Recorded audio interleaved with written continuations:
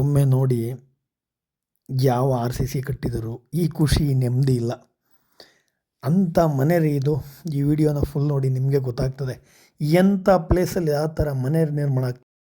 ಸ್ನೇಹಿತರೆ, ಕಾಡಿನಲ್ಲಿ ವಾಸ ಮಾಡುವ ಬುಡಕಟ್ಟು ಜನಾಂಗದವರ ಒಂದು ಮನೆಯ ನಿರ್ಮಾಣವಾಗ್ತಿದೆ. ಬನ್ನಿ ನೋಡೋಣ.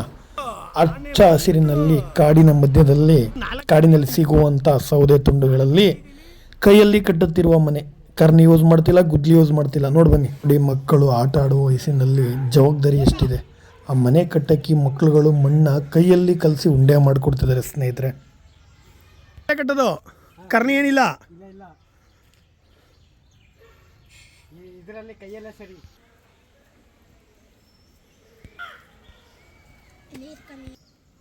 ನಮ್ಮ ಹುಡುಗರೇ ಕಲಿಸ್ತಾರದ ಮಕ್ಕಳು.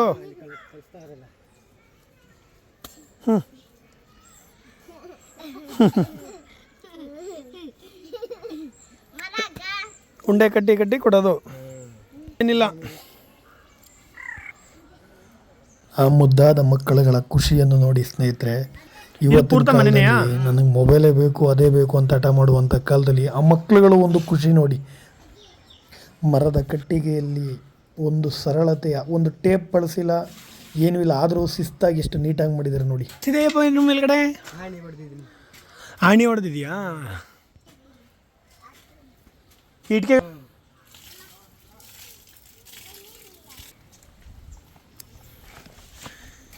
ಇದು ಎರೆಮಣ್ಣ, ಅಂಟು ಮಣ್ಣು.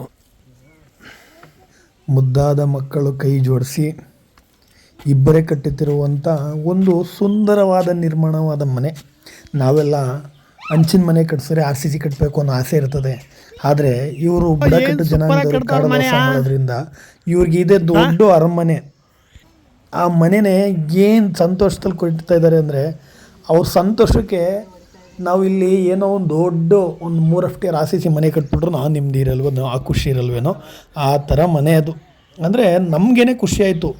ಆ ಸುಂದರವಾದ ಹಚ್ಚ ಹಸಿರು, ಆ ಪಕ್ಷಿಗಳ ಸೌಂಡು, ಆ ನ್ಯಾಚುರಲ್ ಇದೆಯಲ್ಲ ನೋಡಿ, ಆ ಸೀನರಿ ಅಂದರೆ ಹಚ್ಚ ಹಸಿರು, ಈ ಥರ ಎಲ್ಲ ಎಲ್ಲೂ ಸಿಗೋಕ್ಕೆ ಸಾಧ್ಯ ಇಲ್ಲ. ಅದಕ್ಕೆ ಇವರು ಇನ್ನೂ ಬುಡಕಟ್ಟು ಜನಾಂಗದವರು ಇನ್ನೂ 100ರಿಂದ 120 ವರ್ಷ ಯಾವ BP ಶುಗರ್ ಏನು ಇಲ್ದೇ ಆರೋಗ್ಯವಾಗಿ ಬದುಕ್ತಿದ್ದಾರೆ. ಭಗವಂತನ ಅನುಕಂಪ ಇದೆ ಅವರಿಗೆ.